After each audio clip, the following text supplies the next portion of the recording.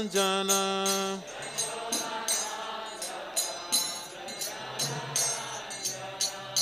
Jamunatira Vanachari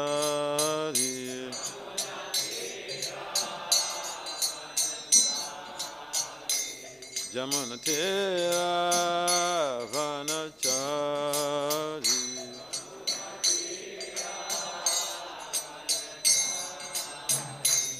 Jaya Radha Mandava Kunja Bihari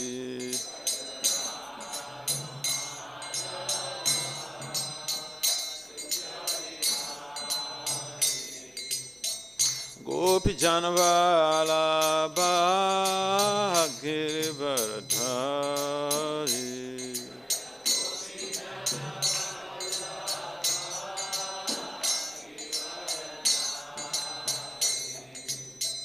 Gopi Janavala Bhagavatam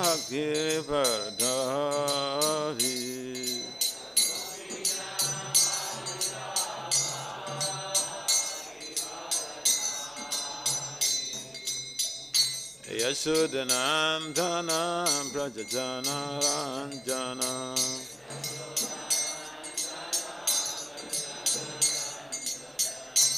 Yashodanandana Brajajana Ranjana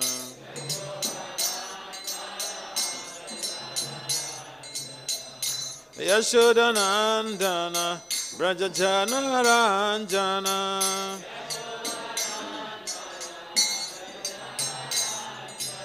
Yashodanandana Brajajana Ranjana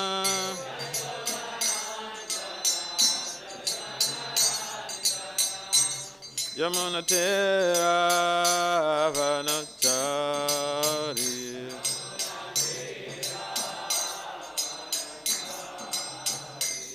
Yamunatira Vanachari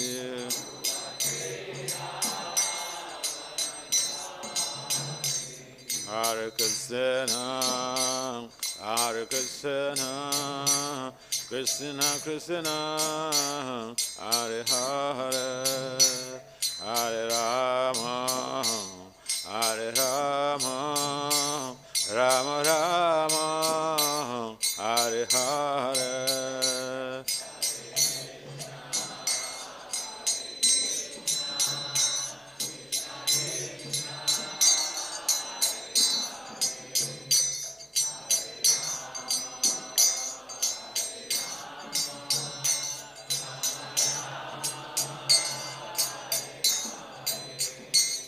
Hare Krishna, Hare Krishna, Krishna Krishna, Hare Hare, Hare Rama, Hare Rama, Rama Rama, Hare Hare.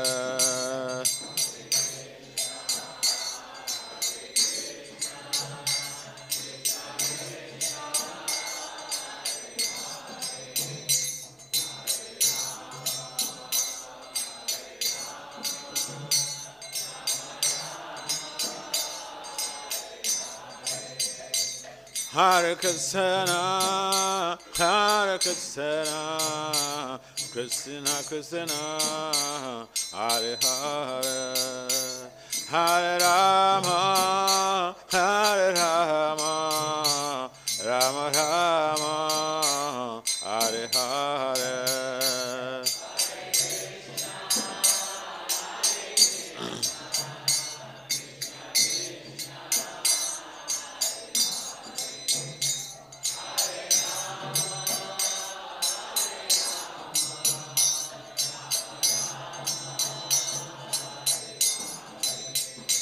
Hare Krishna, Hare Krishna, Krishna Krishna, Hare Hare, Hare Rama, Hare Rama, Rama Rama, Hare Hare.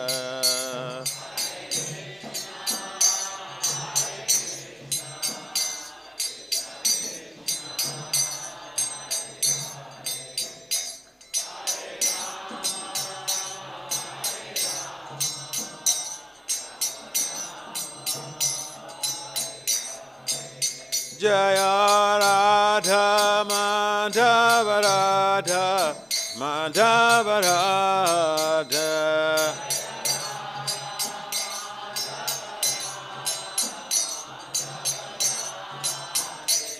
Jaya Radha Madhava Radha Madhava Radha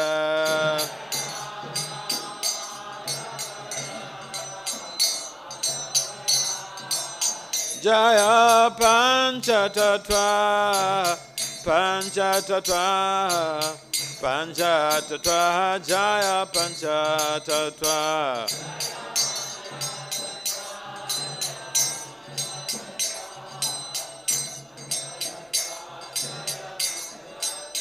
Jaya Prabhupada Prabhupada Prabhupada Jaya Prabhupada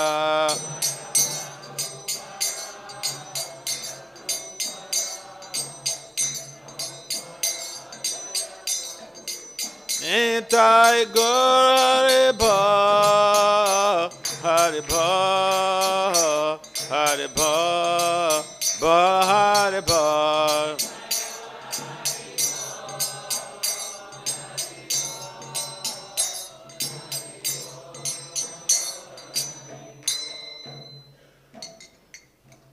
Jayam Vishnupad Paramahamsa Parivrajakacarya Astota Satat Srimad, the divine grace is confound the child. Srila Abhachan Vin Bhakti-vedanta Swami Prabhupada Maharaj ki Jai. Jayam Vishnupad Paramahamsa Parivrajakacarya Astota Satat Srimad, the divine grace Bhakti-vedanta Saraswati Thakur Goswami Prabhupada Maharaj ki Jai. Ananta Koti Vaishnavena ki Jai. Namacharya Srila Haridasa Kaur ki Jai.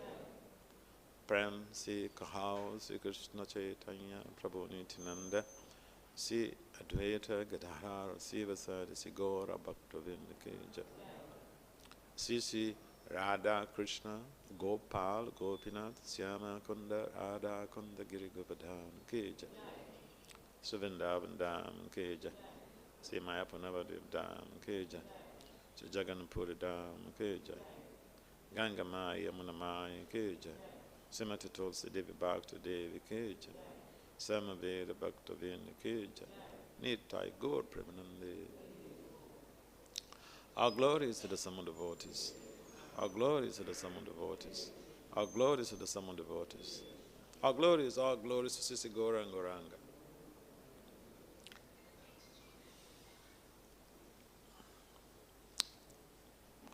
Om Namo Bhagavate Vasudevaya.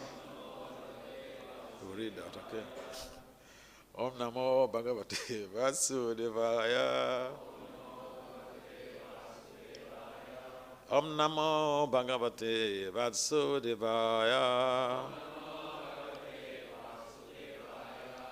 Narayanam Namaskritya Naram Cheva Narottamam Devim Saraswati Vyasa Tato Jaya Mudiraya Nasta Prayesa Bhadresu Nityam Bhagavata Sevaya Bhagavati Uttamasloke Bhakti Bhavaiti Naistiki. So Srimad Bhagavatam, Canto 2, Chapter 2, Text 16.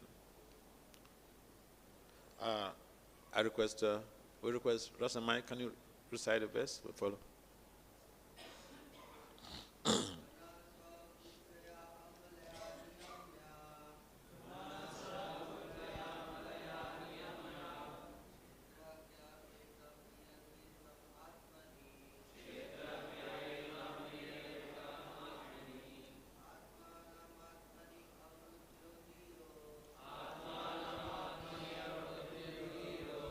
labdhopaśāntir virameta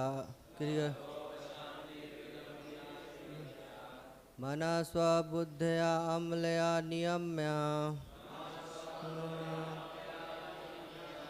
kṣetra-jña etāṁ ninayet ātmani ātmānam ātmani avarudhya dhīro labdhopaśāntir virameta kṛtyāt. Can someone try? Can someone try?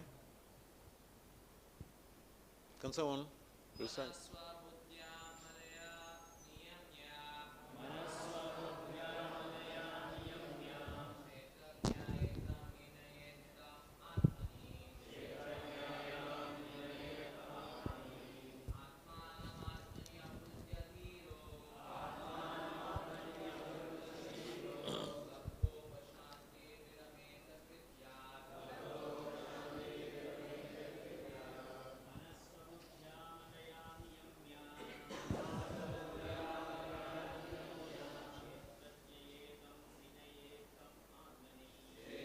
ninayet ātmani ātmānam ātmani avarudhya dhīro labdhopaśāntir virameta kṛtyāt Matajis?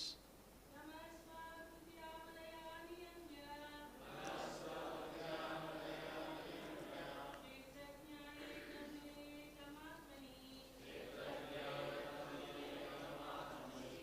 ātmani avarudhya dhīro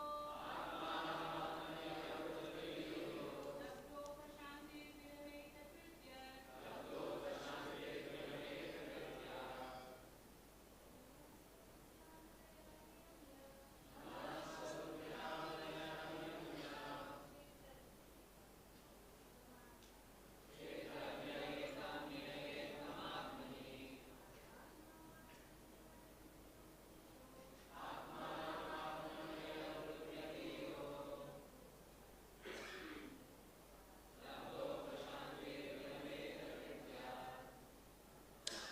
So what word translation, then translation and purport by His Divine Grace is Confound Acharya, Srila A.C. Bhaktivedanta Swami Prabhupada. Srila Prabhupada, okay. I have a request. Those who are hiding by the, behind the pillars, I thought we are a family. So in a family meeting, that's the time we have some some bonding by, physical contacts, physical eye contacts.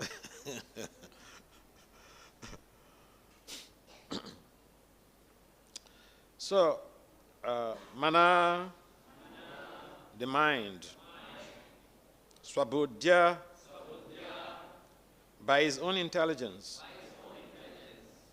amalayā, unalloyed, niyamya, by regulating, kṣetra-jña,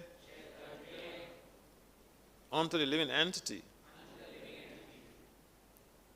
etām, all of them, ninayet, merge, etāṁ, that, ātmani, the self, ātmānam, the self, ātmani, in the Superself, avarudhya, being locked up, dhīraḥ, the fully satisfied,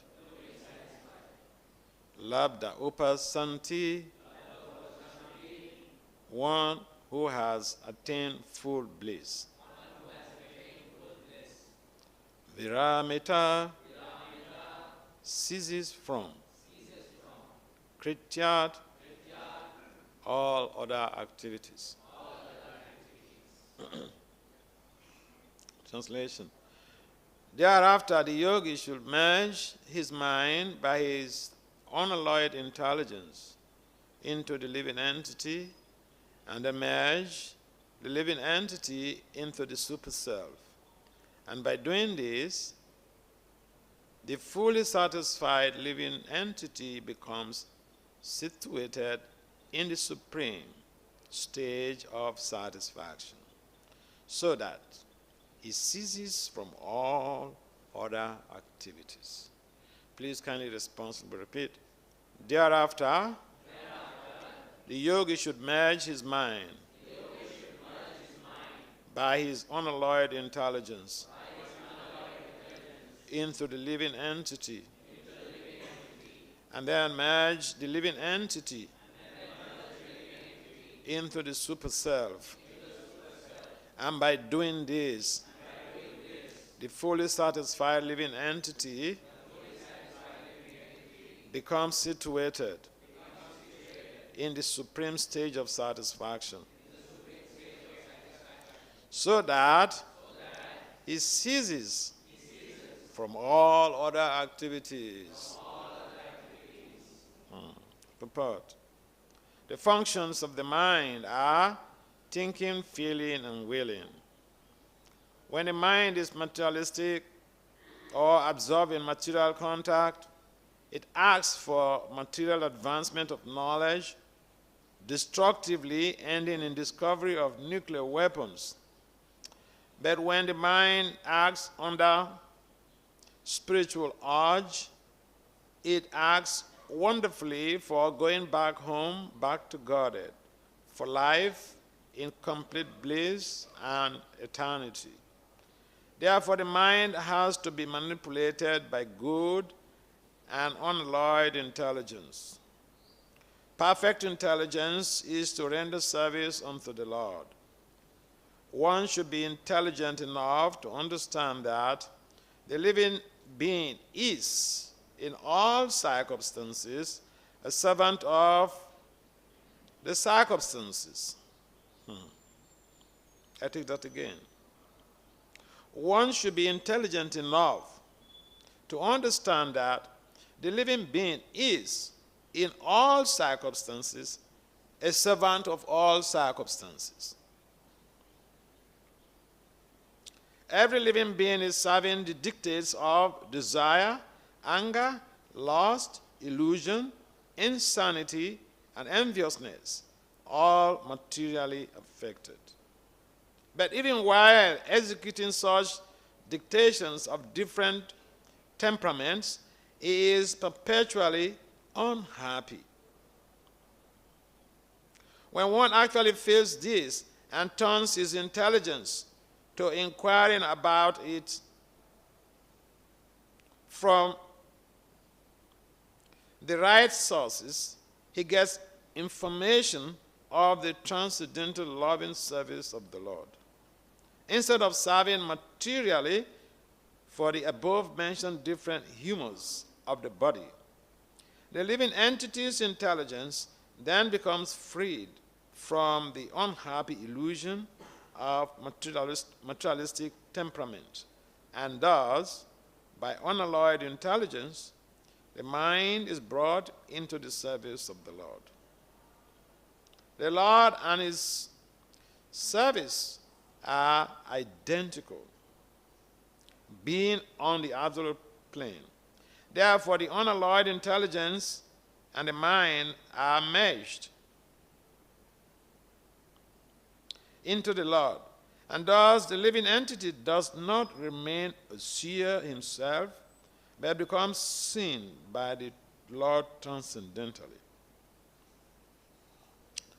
When the living entity is directly seen by the Lord dictates to him to act according to his desire. And when the living entity follows him perfectly,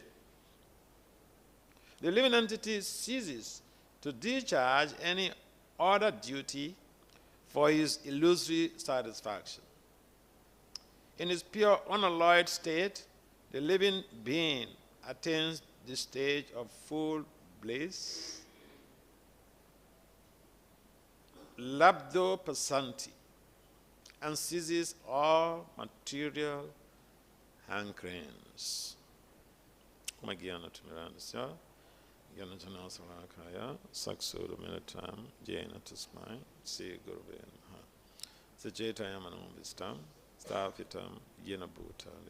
Swayam rupam kadamayam dadati sva-buddhyāmalayā vanchakalpataribhyaca kripasanabhyayevaca titanam pāvanabhyaca Vaishnavibhyo namo namaha.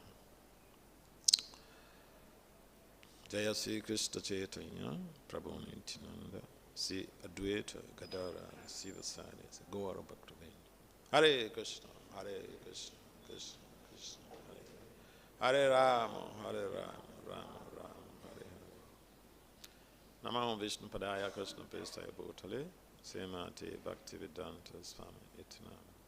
Namaste Saraswati Devi Gauravani Pacharine Anirvises Sonyavadi Pashatya Disatari.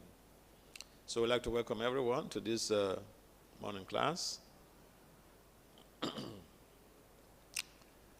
And the points raised here in this text and the purport, they're relevant to our everyday development in our devotional service and even in our social, cultural developments. The points raised are very important. Why? Because this is touching on the mind. And the whole of this body is like the framework of the mind. The mind enables us to acquire different types of bodies based on our thinking, feeling, and willing. And so, Bhagavad Gita, Lord Krishna explains that the mind could be the source of our degradation. The mind could also become a source for elevation. And for those of us, like me, who is conditioned, the mind basically is a source of degradation. And therefore, it is important for us to become aware of this very salient point. And the mind has no enemy. He has no friend too.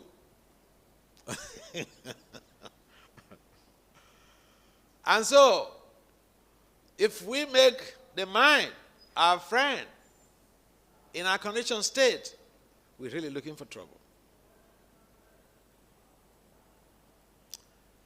Because in our conditioned state, the mind is always dictating to us things that are adverse to our spiritual development.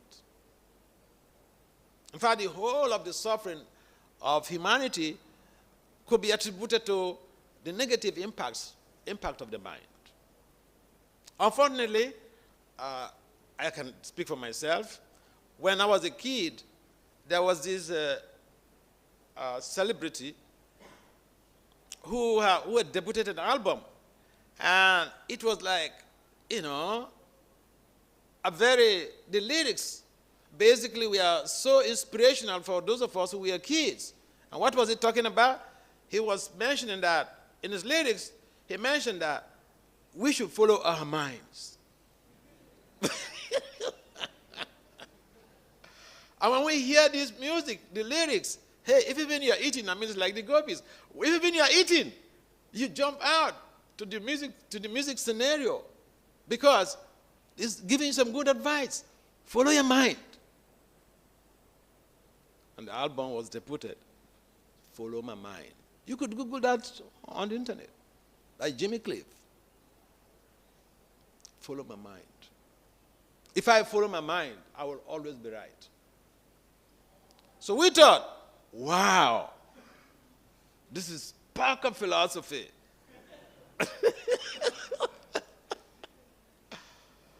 So when we read Bhagavad Gita, it's completely the opposite. He was presenting an Ampa Sampradaya philosophy. A philosophy that will enable us to become more and more entangled in the material world. The very concept that the mind is the source of our problems in this world cannot be disputed. The mind may accept one thing now, and the very next moment, the mind rejects that same thing. Technically, it's called sankalpa and vikalpa. Accepting one thing now, I like this devotional service like anything. I want to be fully involved in this devotional service. And then the next moment, the mind tells you, why are you wasting your time in this devotional service? You have better things to do out there. There's so many rules in this devotional service. Why are you wasting your time there? In fact, we have some situations where people become devotees and then they live to become Muslims or they live to become Christians. And one of the reasons is that, we are very structured in terms of following a standard. Now, if someone is not ready to follow any standard, the mind could manipulate the person. But here we find in the purport is mentioned that we have to manipulate the mind to suit the purposes of Krishna consciousness. So the mind, okay, for instance, it's 4 o'clock. 4 o'clock, anybody who wants to come to Mangalati should be up and in the bathroom. But then, at 4 o'clock, the mind tells you, you really need more sleep.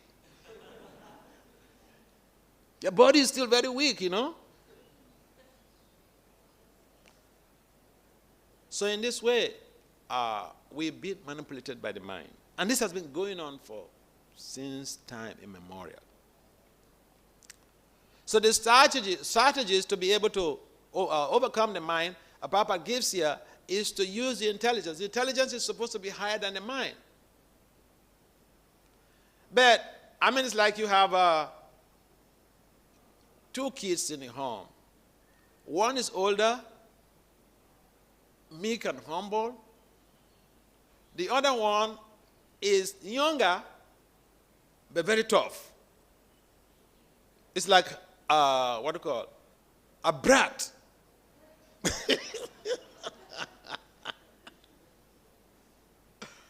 So he comes to bully even the older one. That's the nature of the mind. The intelligence is supposed to control the mind. We're supposed to use our intelligence to be able to, manipulate the mind. But then, the mind is so audacious that sometimes it bullies the intelligence. What are you doing? What do you mean? Come and sit down there. And in most cases, the intelligence is subdued. And then we act even against our own better judgment. Now, out there, we're not taught. See, I studied management up to PhD level, but we're never taught how to control yourself. No.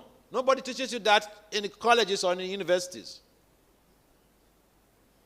Rather, the advocacy is that, do as much as possible in terms of utilizing your senses to explore and exploit the resources of nature. That is also what Krishna mentions in the Gita, that since time immemorial, we have been exploiting the resources of material nature. And this exploitation creates an entanglement. And so devotional service creates an opportunity for us to be able to use our senses to serve the master of the senses, Rishikesh. Instead of using the senses to serve some material master and become more and more entangled, we could use our senses and the mind to serve the Supreme Personality of Godhead in devotional service. So what a wonderful opportunity to become purified and have an exit from material incarcerations of this world that Prabhupada has provided for us. So I never had any idea, because I was indoctrinated by some celebrity when I was a kid with their own philosophy that we have to follow our mind, until I read the Bhagavad Gita. So majority of people out there, they don't even know how the mind functions. They don't even understand their pristine identity, their original identity. Otherwise, people will not be acting based on instinct. And therefore, it is important to understand how to be able to adjust our lives in such a way that we create a framework where we have time to be able to study Prabhupada's books.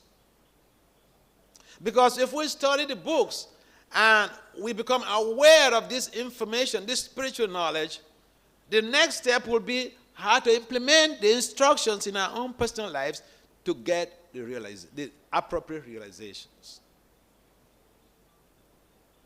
But if we just come to class and that is the end of it, it is very difficult. In fact, majority of the problems that we have in our own society, even with the abuse cases and all this stuff, statutory rapes and all this stuff, is due to the manipulations of the mind on the conditioned soul. Statutory rape means you have sex with someone who is under 18. They may even consent to it. I don't know the law in India, but this is the American law. People know it is not good to do it, but they do it anyway. The mind. Sankalpa, vikalpa.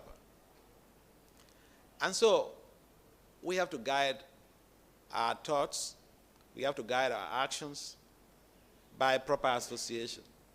And you see, it doesn't matter whether you are a general. Even in a battlefield, generals fall, they die. Look at the war in Ukraine. A number of generals have died. Generals die, so it means war is real.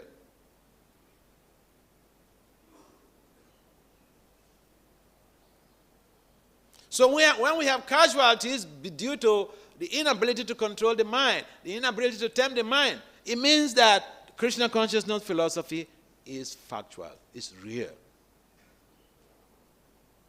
Because the mind has no respect for anybody. The senses, the untamed senses, they don't pay obeisances to anybody. They don't come and touch your feet. Oh, please, engage me in your service. No.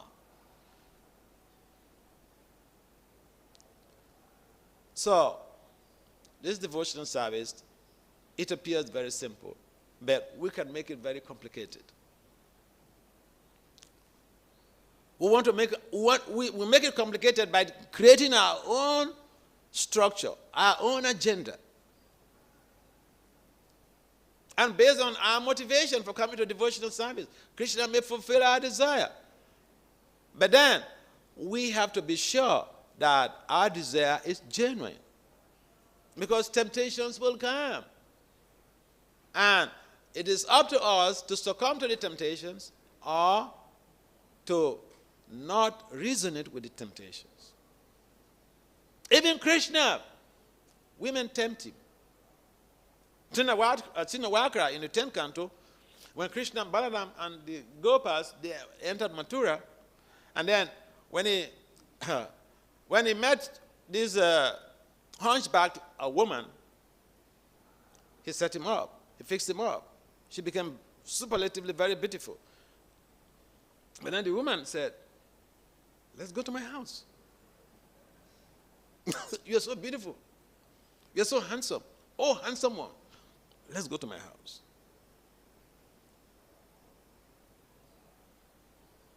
But Krishna resisted tactfully. Tactfully, he resisted. He didn't get angry and say, oh, you rascal, I just gave you a boon, I'm straightening you up, and you want to fuck me now?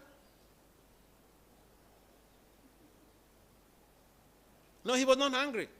He presented a very nice philosophy. See, when people are on the road. When the people see me going to your house with you on the road, people will think otherwise. It's not proper, lady.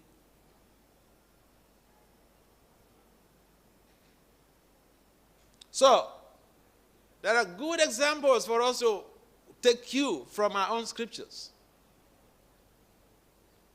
It's not that we go about complaining. Oh, people are just tempting me here and there. Who is not being tempted? Everyone is being tempted. And temptations is like exams. If you don't get to, sit in exams, how will you be evaluated by your professors? How will Krishna evaluate us if we don't get temptations? How would Radharani evaluate us if we don't get temptations? Everyone can just assume, oh, I love Krishna so much.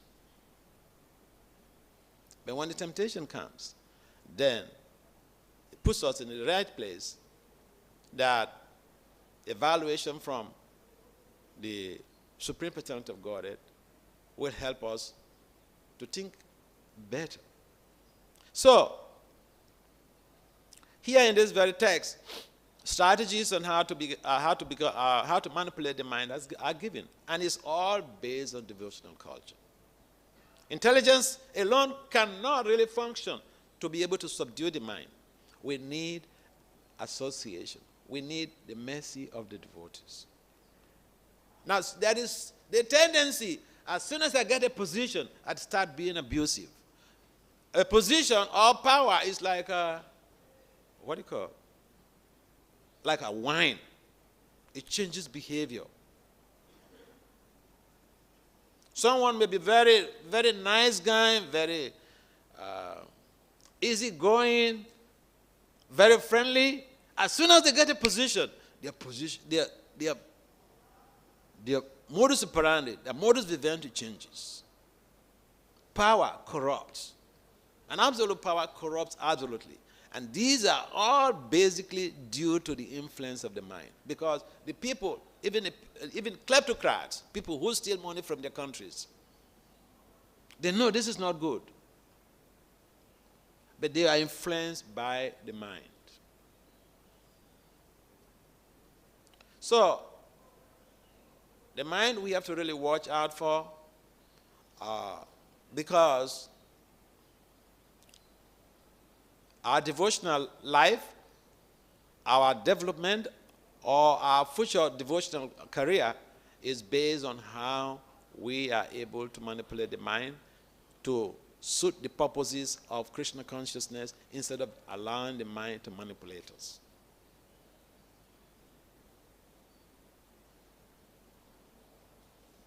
It's so easy for us to be manipulated by the mind. And that is one of the major causes of the imbalance in human society. Even a parent can abuse their child, sexually abuse their child, because of the manipulations of the mind. So it's so dangerous. And therefore, if we understand the danger inherent in not being able to control the mind, and we follow the instructions of the scriptures, of always engaging the mind in Krishna consciousness. Krishna mentions in the Gita, manaḥ. So something difficult could be there, but there is a solution to it. So Krishna gave the solution. We should engage our mind in thinking of Krishna. And then one may raise the objection that it's so difficult to think about Krishna all the time. So engage in reading, engage in services, and if even you are not doing anything at the moment, you may be thinking about Krishna's pastimes. If you are vigorously engaged in reading, one of the problems is that we don't read. We're too busy to read. And therefore, you see, we can't blame Krishna. It's very easy to say, but why did Krishna allow this to happen to me? I've seen people who tell me this. Why did Krishna allow this to happen to me? So my response usually is, well, Krishna, you have independence. And it is up to you to see how you utilize your independence properly, appropriately. And so the independence given to us is out of love. You see, when we love our children, when they come of a particular age, we give them an opportunity to be able to explore the world, to go out, get their own house, build their own house, have their own family. We don't keep our children in our home for the rest of their lives. They're not prisoners. That is out of love. So we also have independence And that is due to Krishna's love for his creatures. So we can use that independence wisely in devotional service. And the basic foundation is that we should use our mind and our senses to serve the master of the senses. And when we're doing this without any laxity in our lives, it is very difficult for Maya to crack in.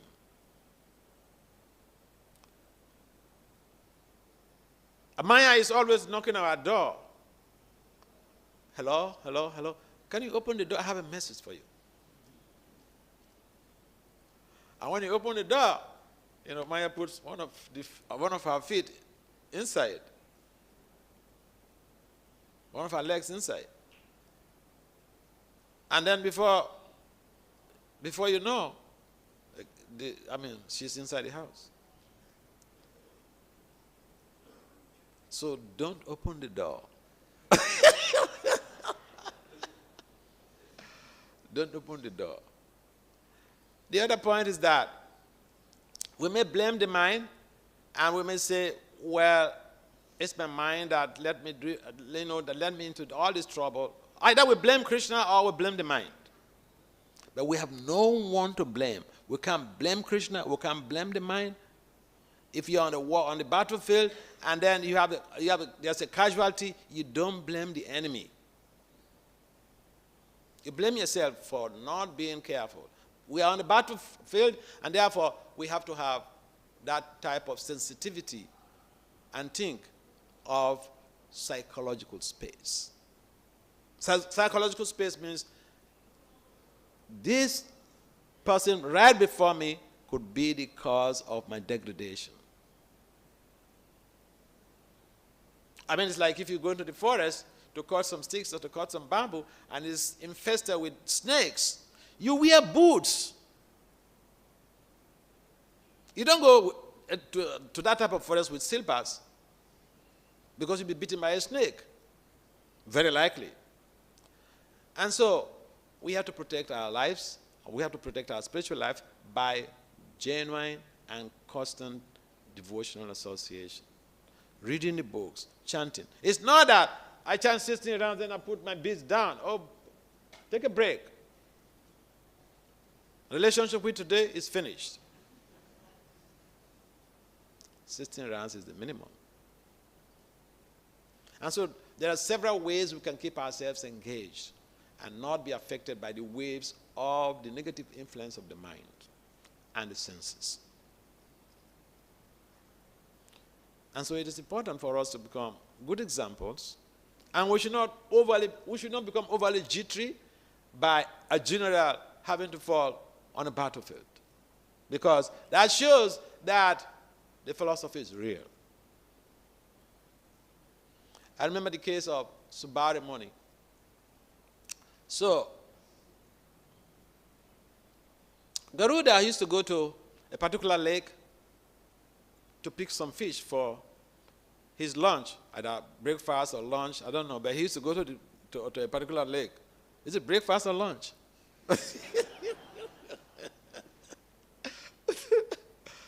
So Subari also was doing some meditation in the bed of the sea, and he was also very philanthropic. He wanted to protect the fishes. You are in your kingdom, and so that was okay. So, but Subari became offensive to Garuda. We read this story, but there is so much implication to this story. Subari was very advanced in yogic powers. But he caused an offense to Garuda. He cursed Garuda.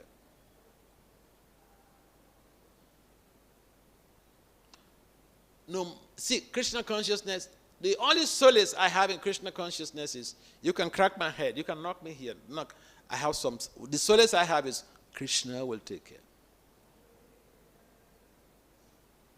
So, we should be careful not to use our positions to manipulate people. We should be careful not to use our positions to be offensive to people. And if even we don't have any position, we should be careful not to use our status to be offensive to anybody. Because there is a check and balance in devotional service. We pay for whatever price. We pay a good price for whatever deeds we perform. Even to be offensive to your child could be dangerous to your devotional service. Maybe to be offensive to your wife may not be dangerous, but it is dangerous. If you beat up your wife, it's called Vaishnavi aparad. These things, they create setbacks. Abuses, they create setbacks in our devotional service. So we should be careful. We should be protectors of women, protectors of children, protectors of the elderly, not abusing them. If we believe that Krishna is the source of all creation and Krishna is our father, if we believe in the general concept of Krishna consciousness being a global family, or even the whole world being a global family, because that's what Krishna mentions in the Gita, that everyone is his part and parcels. Mama evam so jiva loke.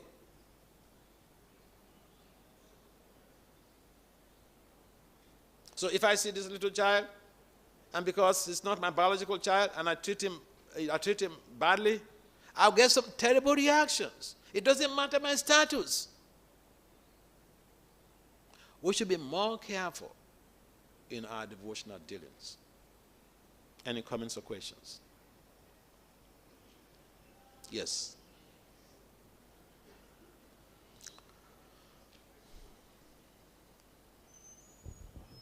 It's said that the mind is a dead matter. Like it doesn't on its own, it has no ability to think or do anything. What? So, mind is a dead matter. Mind is a matter. It doesn't on its own. It cannot do anything. And when the soul is the one which uses the mind to think, but we get two kinds of thought in the same thing. Like we get a good thought, like from the soul, and from the mind we get a bad thought. That's my understanding. But how is it like? Is it mono-act? Like is the soul is doing both the things? Like is it this side it's doing a good thing and it's going the other side and it's telling a bad thing? How does it work, Maharaj? You see, the mind, intelligence, and the ego, they constitute the subtle body, which is the carrier of the soul. And then this physical tabernacle, the physical body, is just a covering of the subtle body, which basically is also covering the soul. So, the mind is a facilitator of change, but basically a negative change. The intelligence is meant for discrimination. So whichever way you want to analyze it, the idea is that the intelligence is meant for discrimination, intelligent discrimination between good and bad, and to give the living entity or the embodied soul a chance to be able to do what is right. The mind simply dictates to us what is suitable for our degradation. So it doesn't matter how you analyze it. The basic functions of the mind proper mentions in the purport: thinking, feeling, and willing. Now, there's nothing wrong with thinking, feeling, and willing, okay? But if it is directed in a negative way, it could be very entangling, it could be very dangerous. The soul basically is the vehicle in this body. Is the vehicle, is a passenger in this body. So how we use our bodies is up to us. And we will create the next body based on how we use our bodies now. And we will just, again, allow the soul to take up another body. But then we prolong the journey of the soul in the material world. No matter how hard we try, we cannot really do anything to be able to extricate ourselves from the shackles of material bondage, from the shackles of material incoherences, by our own power. And therefore, it is mentioned that we should work under the supervision of a spiritual master. And that could be very difficult, because sometimes the spiritual master could give you an instruction that is like a hard knock. I remember my spiritual master gave me an instruction some years ago, and some of his own disciples told me not to do it. Yeah, because it was life risky in terms of life. So they told me, don't do it, except you want to die. I said, oh, this is a good way to die. So, to be in devotional service may look very, very juicy, but it's not so juicy. If you really want to go back to Godhead, if you really surrender, it's not juicy. Because some of the things that you are asked to do, even your own friends will tell you not to do it. Because it could be very difficult. But then, are we ready to do the difficult, to take up the challenge, to take up the cross on behalf of the spiritual master, on behalf of Prabhupada? That is the question. So yes, I remember when I joined, I used to ask so many questions. And, my Guru Maharaj, at that time, he would just look at me and said, Vasudeva, just chant Hare Krishna. You ask so many questions, just chant Hare Krishna and do some service. All these things will be revealed to you. So, yeah, the mind is very entangling. And that's why we are here. We are here to be able to disentangle ourselves from the entangling nature of the mind through devotional service. Yeah. Any other comments or questions? What's the time there? Oh, 5 more minutes. Okay. Yes, you can ask.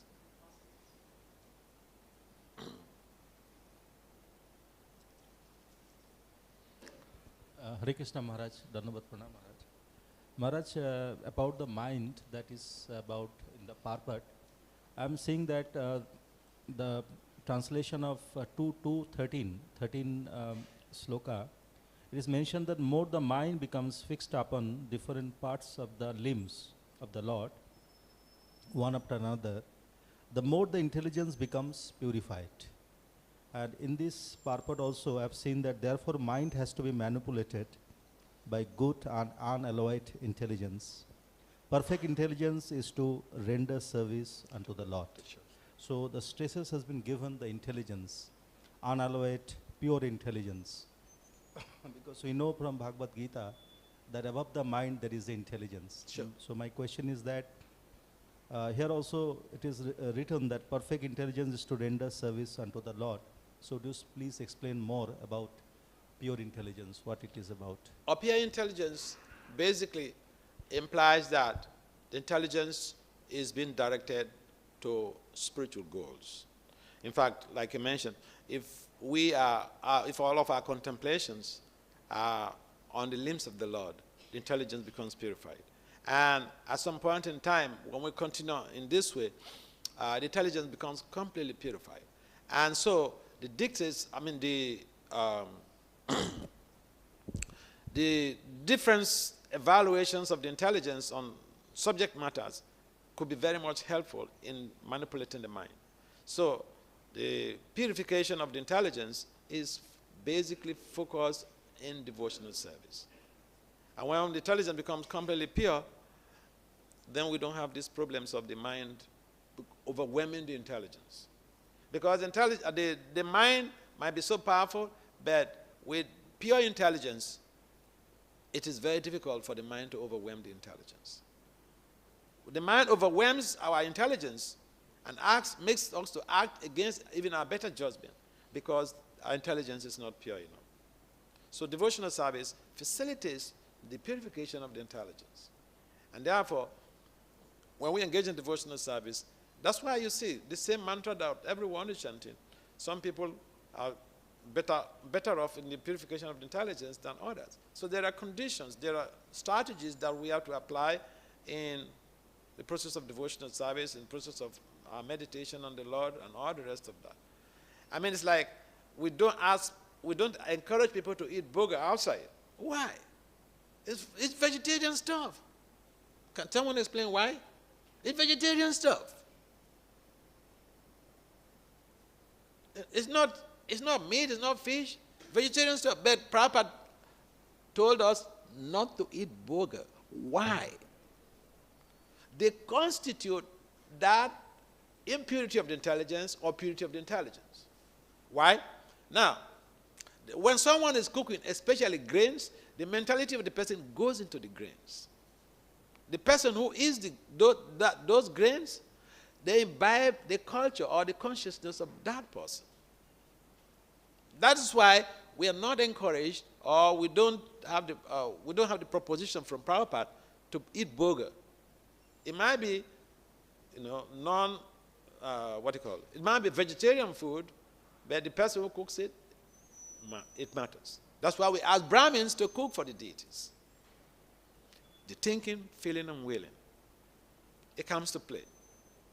And so, when we eat only prasadam, it helps to purify the intelligence. When we eat burger, it helps to contaminate the intelligence. Even the biscuits we eat outside. I remember I was mentioning these things in one temple when I was traveling some time back. And then, one boy, he went to meet the mother after the class, like this, after his age. He went to meet the mother after the class. And he said, "Mom, don't buy me biscuits again." Yeah, so little things, they matter. They add up and accumulate. And in due course of time, we have problem in dealing with situations.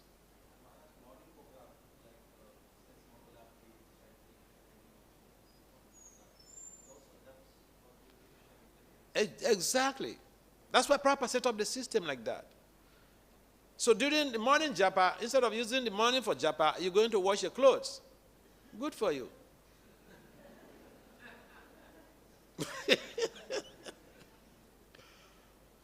Prabhupada knows why he set up the system in this way, for our own benefit, for our own purification. If we just follow the structured system laid down by Prabhupada, we will become purified. Some of the things looks very simple. Some of the things in devotional service, they seem very simple. What is the use of this? But we should follow it. We should follow it. We should follow it because it helps in our purification. What's the time there? Huh? No, I'm asking about the time there. So, I got some honest advice in giving class here. People who are in charge of this place, they said, when it's 9 o'clock, you stop your class. All right. Thank you very much.